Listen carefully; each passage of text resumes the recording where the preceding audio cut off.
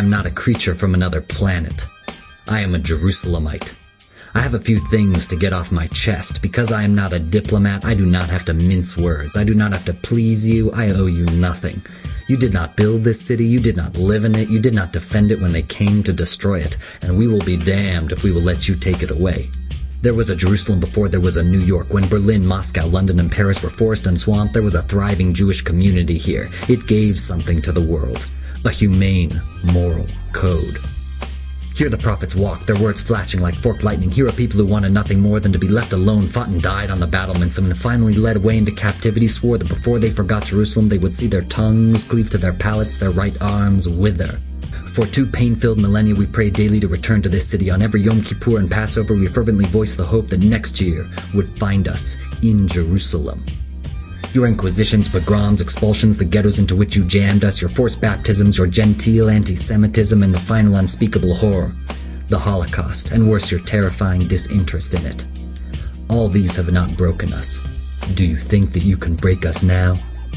I have watched this city bombarded twice by nations calling themselves civilized. In 1948, while you looked on apathetically, I saw women and children blown to smithereens after we agreed to your request to internationalize the city, and the savage sacking of the old city, the willful slaughter, the wanton destruction of every synagogue and religious school, the desecration of Jewish cemeteries, the sale by a ghoulish government of tombstones for building materials, army camps, even latrines.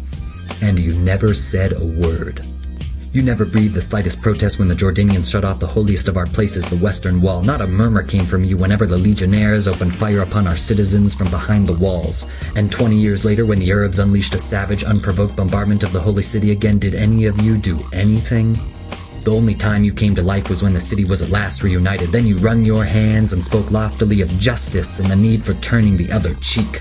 For the first time since the year 70, there is now complete religious freedom for all in Jerusalem. For the first time since the Romans put a torch to the temple, everyone has equal rights. We loathe the sword, but it was you who forced us to take it up. We crave peace, but we are not going back to the peace of 1948 as you would like us to. We are home. It has a lovely sound for a nation you have willed to wander over the face of the globe. We are not leaving. We are redeeming the pledge made by our forefathers. Jerusalem is being rebuilt next year, and the year after, and after, and after, until the end of time. In Jerusalem.